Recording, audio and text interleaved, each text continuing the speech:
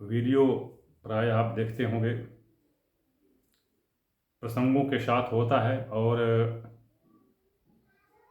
जो कहते हैं ना वो रोचक या मनोरंजक वह नहीं होता है। मैं आपको बताऊं कि यह नया वर्ष, हिंदू का नया वर्ष, नव संवत्सर प्रारंभ हो रहा है, हो गया है कल से। और इस वर्ष का जो संवत्सर जो है और नवरात्रि, ये ऐसे परिवर्तनों को लेकर के नवरात्रि आई है जिससे कहते हैं ना कि अमीर लोग अमीर और गरीब लोग पीछे होते चले जाएंगे। ये ग्रहों की ऐसी अवस्था ही बन गई है। मैं इस संबंध में ये बता दूं एक बात कि कुछ लोग ऐसे भी हैं जो अतिमतिमंद हतभागी हैं, निशाचर वंशज हैं और वर्तमान में कालनेमी हैं। जो अभी पिछला कमेंट देखिए मेरी वीडियो पर आया है कि अरे ये तो ऐसे ये पाखंड है, ये तो 6 ग्रहों का योग, 5 ग्रहों का योग पता नहीं कितनी कितनी बार हुआ है, तो क्या उथल पुथल हुआ है। तो चलिए मैं और तो नहीं, अभी यही देख लीजिए। मैं मुख्य रूप से बता रहा हूँ जो सर्वविदित है। रूस और यूक्रेन का युद्ध, इजराइल हमास का युद्ध, और अभी गुजरा है म्यांमार थाईलैंड का भूकंप। ये आप देखिए 29 तारीख को शनि राशि परिवर्तन किया है और मीन राशि में जा रहा है। उसके पहले तो कुंभ में था, तो थोड़ा सा कुंभ में था तो थोड़ा सा आप जो है ग्लोब, जो संसार का नक्शा होता है, उसको उठा करके देखें तो वो देखिए कि मकर वृत्त और कर्क वृत्त कहाँ कहाँ पड़ रहे हैं, वो उस पर रेखा बता रहा है। तो आप देखेंगे कि हस्त और चित्रा अर्थात कन्या जो रेखा है, कर्क सिंह कन्या उसके ऊपर आएगा। वैसे कन्या की जो जो चाप है, जो वो कहाँ से गुजरता है, आप देखिए नक्शा उठा करके देखिए।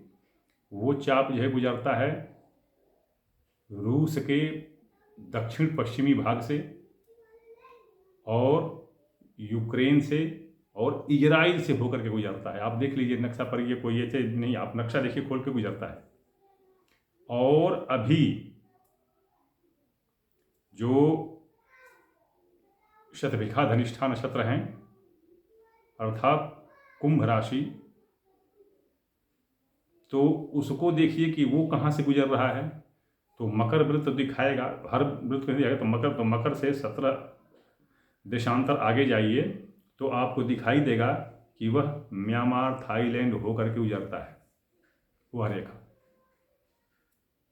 अब और कुछ नहीं कहूँगा, ये देख लिए कि क्या उथल पुथल मचा है, पीछे क्या उथल पुथल मचा है। अभी शनि मीन राशि में आ गया है, तो खैर कहने वाले कहते रहेंगे तो कहते ही रहेंगे, क्योंकि कुछ लोगों को तो है इस धर्म से ही घृणा है।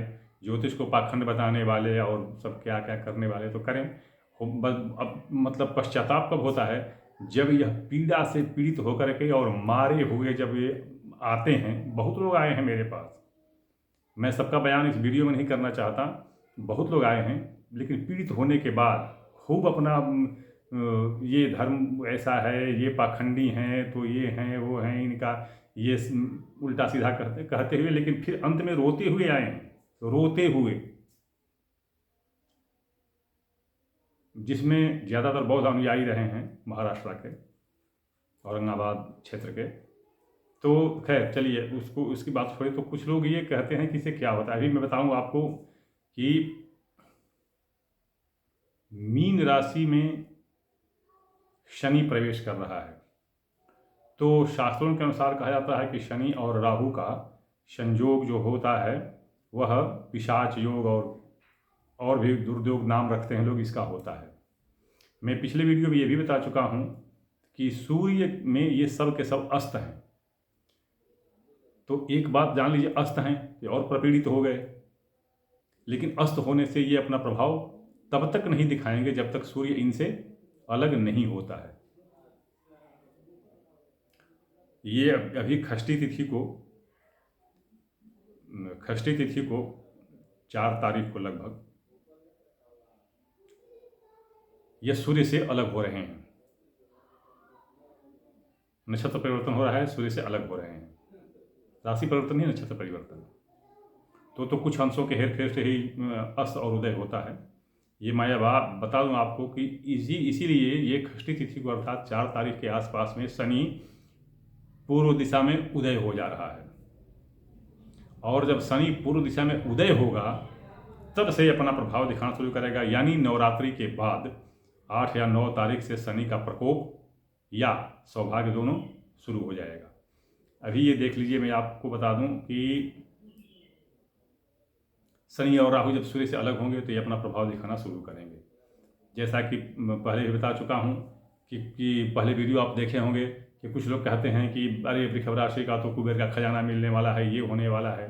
और कुछ वीडियो आप लोग देखे होंगे कि तुरंत उनका FIR होने वाला है, उनको जेल जाने वाले हैं, कौन डाकिया आएगा क्या है। बहुत से वीडियो आप देखे होंगे। तर्कपूर्ण कोई वीडियो नहीं, मैंने भी नहीं देखा। तर्क के शास्त्र सम्मत। अभी आप ये बताइए कि सबसे नजदीक ग्रह चंद्रमा होता है पृथ्वी के, तो चंद्रमा के नजदीक होता है, इसलिए रात को क्या होता है कि सारे ग्रह उसमें छिप जाते हैं जब वो उदय होता है उसके प्रकाश में, और दिन में सूर्य के प्रकाश में छिप जाते हैं। तो जब ये सूर्य से अलग होगा तो इसका मतलब ये नहीं है कि एकाएक पूरे संसार में ये सब हो जाएगा। जी नहीं। क्यों? क्योंकि जैसे जैसे जिस रेखा को वो पार करेगा सूर्य, तो जिसको छोड़ता जाएगा वो मुक्त होता चला जाएगा, जिसको पकड़ता जाएगा वो पकड़ में आता चला जाएगा। सूर्य, चंद्रमा तो हर 2-2.25 दिन में बदल देता है राशि। तो अब देखिए क्या होगा, बता दूं मैं आपको। धनु और कन्या राशि वाले ये पीड़ित होते चले जाएंगे। वृष राशि पर शनि की तीसरी विशेष दृष्टि पड़ेगी।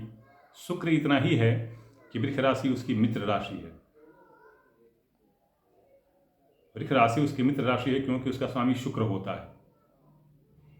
और दूसरी बात कि जब ये विषुवत रेखा, क्योंकि उसके साथ में होता है, और जब वो सीधी रेखा में चलेगा नहीं, वो तो वक्र रेखा में घूमते हुए चलेगा। तो ज्यों ही शुक्र मीन राशि में तो उच्च का होता है, मेष राशि के अश्विनी नक्षत्र में प्रवेश करते ही शुक्र का परिणाम बहुत अच्छा होने लगता है, और धीरे धीरे वृष राशि में जाकर के अपनी राशि में बहुत ही वो शीतल हो जाता है। तो वृषभ राशि वालों को हो सकता है कि आर्थिक लाभ हो, किंतु शनि की विशेष दृष्टि उसको शारीरिक कष्ट देगी, रोग व्याधि देगा। वृषभ राशि वालों को एक बात और होगी, यदि वो प्रयत्न कर रहे होंगे, वृष राशि वाले और मकर राशि वाले, यदि ये प्रयत्न कर रहे होंगे तो उनको बड़ी अच्छी नौकरी मिल जाएगी, बड़ा अच्छा व्यापार शुरू हो जाएगा। इसी तरह कर्क और सिंह राशि वालों को, उनके साथ भी यही होगा। उनको भी प्रयत्न में सफलता मिलेगी, रुका हुआ धन मिलेगा, और यदि कहीं प्रयत्न कर रहे होंगे नौकरी व्यापार इत्यादि की, तो वो प्रयत्न सफल होगा। अभी मैं बता दूं आपको कि यह नवरात्रि चल रही है। नवरात्रि ये नव दुर्गा का रूप होता है, ध्यान दीजिएगा। ये और हमारे ग्रह भी 9 ही होते हैं, और निधि 9 ही होती है। ये नवरात्रि संधि भाव पर आती है, ध्यान दीजिएगा। 6 महीने के अंतर पर आती है। जब गोलार्ध बदलता है, तो धरती का गोलार्ध बदलता है, तो ये मतलब कि संधि भाव पर आती है नवरात्रि। ये चैत्र की नवरात्रि और शारदीय नवरात्रि जो सितंबर महीने में आती है। तो इस तरह से ये संधि भाव में पड़ने वाली ये नवरात्रि शुरुआत में ही ये नवग्रहों की अधिष्ठात्री बन जाती है। नवग्रहों की अधिष्ठात्री बन जाती है नवरात्रि। ये एक एक ग्रहों की प्रमुखता के साथ आता है और यदि प्रयत्न किया जाए तो ये एक एक दिन एक एक निधियों को देने वाला हो जाता है। एक एक दिन एक एक निधियों को देने वाला हो जाता है। महर्षि कात्यायन और महर्षि अंगिरा दोनों ने बड़ा अच्छा इसका प्रयोग किया था। देखिए, मैं इसके संबंध में एक लेख फेसबुक पर मैं दे चुका हूँ, अच्छा है, आप उसको पढ़िए। तो एक एक दिन एक एक ग्रह, वैसे तो ये नवरात्रि का एक ही दिन सारे ग्रहों की बाधाओं को दूर करके और उनसे सौभाग्य दिलाता है। किंतु एक एक दिन, जैसे खाने को तो आजकल देखिए जो जिनके हाथ नहीं वो पैर से भी खा लेते हैं, लेकिन खाना तो हाथ से ही होता है ना। तो इसी तरह से ये तो सारे जो एक एक दुर्गा है, 9 दुर्गा जो है, एक एक दुर्गा है, सारे ग्रहों के दोषों को दूर करने वाले। किंतु एक विशेष होता है कि ये दुर्गा इसी ग्रह को विशेष रूप से साधेगी। इसी तरह से ये 9 दुर्गा जो है 9 दिन 9 ग्रहों को साध देती है विशेष रूप से। जो लोग इसको पूजते हैं उसमें यदि ये बनाते हैं इसको नवप्रात कहते हैं। नवप्रात, चाहे नवप्रास भी लोग कहीं कहीं मैं सुना हूँ नवप्रास भी कहते हैं, या ठेठ भाषा में कहीं नवपरिया कहा गया है। किंतु इसका जो विशेष जो इसकी साधना जो होती है वो यांगटीसी कियांग नदी है चीन में। यांगटीसी कियांग नदी के पश्चिमी उत्तरी पूर्वी तट पर ये विशेष रूप से साधित होता है। ये प्राचीन काल से ही चला आ रहा है। मंगोल प्रांत में ये विशेष रूप से इसके बारे में लोग जानते हैं और इसकी पूजा करते हैं और इसकी साधना करते हैं। नाम अलग अलग भले हो, विधान अलग अलग भले हो। विधान मतलब कहने का कि नाम बदल जाता है तो कुछ बहुत सी सारी चीज़ें बदल जाती हैं।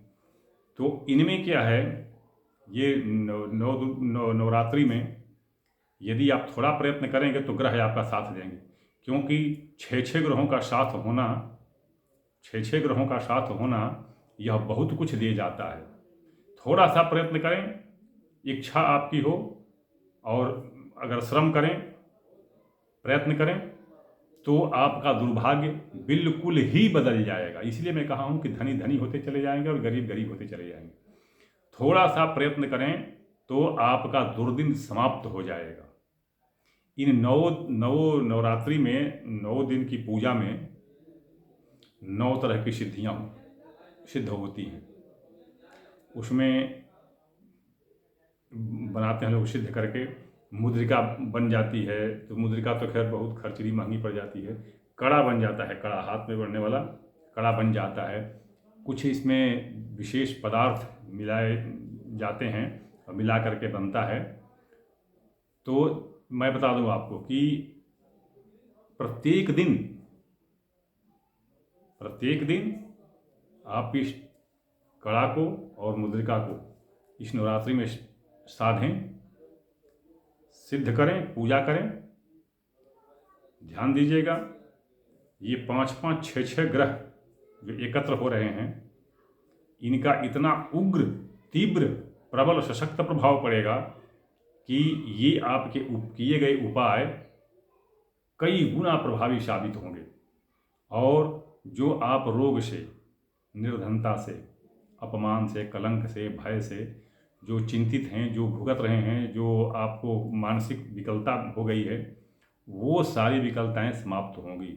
यदि आप कुछ नहीं कर पाते हैं तो जहाँ पर इसका जो मंडूक हवन हो रहा होगा तो वहाँ से जो प्रक्षिति मतलब जो हवन के पहले जो अभिषेक करते हैं, तो अभिषेक में जो पदार्थ तीसरे अध्याय के प्रवाह में जो पदार्थ मिलता है उसको आप कहीं से ले लें और उसमें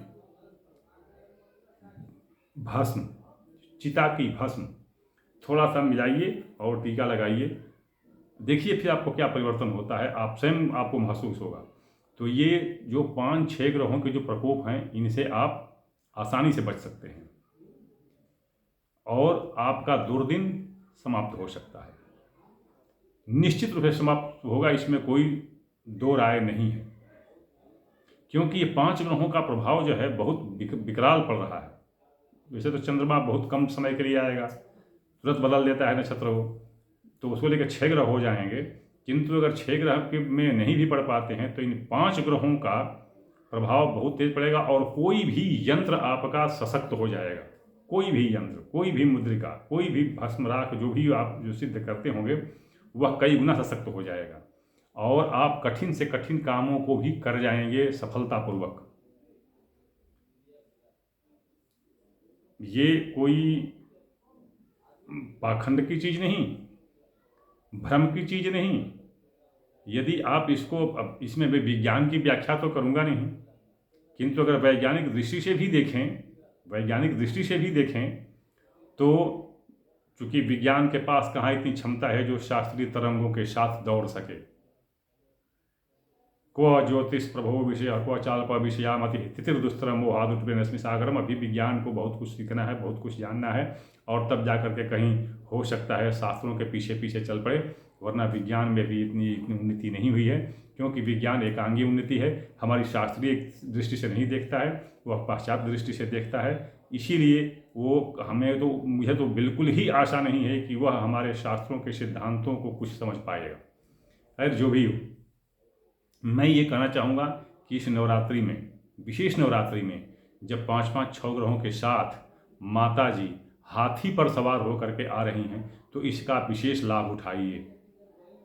क्योंकि हर समय में, देखिए मैं बता दूँ, ये 6 ग्रहों का योग तो पता नहीं होता होगा, लेकिन ऐसी स्थिति में जब धन, भूमि, भवन, वाहन इत्यादि का स्वामी मंगल पृथक हो और देवताओं के जो गुरु हैं बृहस्पति वो पृथक हों और लगभग पाप ग्रह जैसे राहु है, शनि है, बुध है, सूर्य है, क्रूर ग्रह आदि, कहते हैं, कहा गया है कि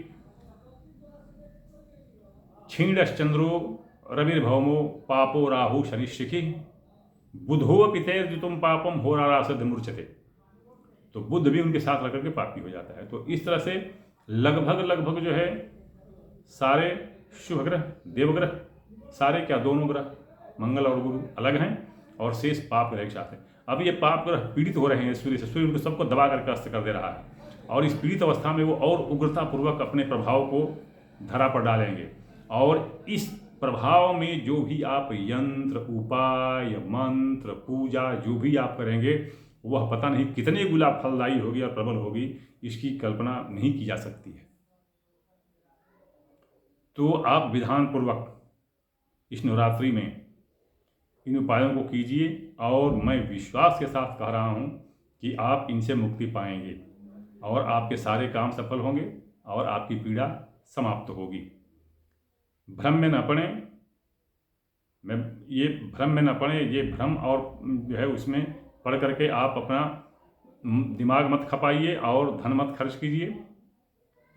धैर्य से, तार्किक रूप से आप आगे बढ़ें, नवरात्रि का लाभ उठाएं और 6 ग्रहों के कोप से दूर रहें और अपना भाग्य बदलें। मैं देखने में आया है कि मैं हर वीडियो में अपना व्हाट्सएप नंबर 9889649352 देता हूँ। किस लिए? ताकि अगर आपके पास कोई समस्या हो तो लिखें। तो बहुत लोग उस पर अपना वो दार्शनिक रूप दिखाने लगते हैं, तो तर्क करने लगते हैं, तो और शास्त्रार्थ करने लगते हैं। तो मैं इसके लिए व्हाट्सएप नंबर नहीं देता हूँ, न ही मैं उसका उत्तर देता हूँ। इसके बदले में उसके नंबर को ब्लॉक कर देता हूँ, सीधी सी बात है। तो इसलिए यदि आप समस्या रखते हैं तो उसका अपने समय से मैं उत्तर दूंगा। और सबसे अंत में बता दूं कि जो मुझे देखने में आया है कि जो पंडित जी लोग अपना शुल्क, अपनी दक्षिणा, अपना पारिश्रमिक लेते हैं, उनसे मेरा शुल्क बहुत ज़्यादा है। तो इसलिए यदि आप सक्षम हो यदि आपको रुचि हो, यदि आपको आवश्यकता हो तो संपर्क करें, अन्यथा वीडियो देखें और आप आगे बढ़ें। और मेरे बताए गए नियम के अनुसार बहुत सी पुस्तकें हैं आपके पास, जो पुस्तकें हैं जिसमें बता दूँ मैं आपको कि नवलगढ़ प्रकाशन राजस्थान से और ये अपना चौखंबा प्रकाशन वाराणसी से प्रकाशित जो पुस्तकें हैं उनमें विधान बड़ा अच्छा दिया गया है। कठिन जरूर है थोड़ा समझ में वो, क्योंकि उतना विश्लेषण नहीं है, लेकिन उनमें सारे विधान बताए गए हैं और आप उनका अनुसरण कीजिए। और ये 6 ग्रहों के साथ अवतरित होने वाली हाथी पर सवार माता दुर्गा की कृपा प्राप्त करें और 9 ग्रहों के प्रचंड ध्रुव से आप बचें और सुखी रहें और ऊंचा उठें। मैं अगले प्रसंग के साथ अगले वीडियो में प्रस्तुत हो रहा हूँ।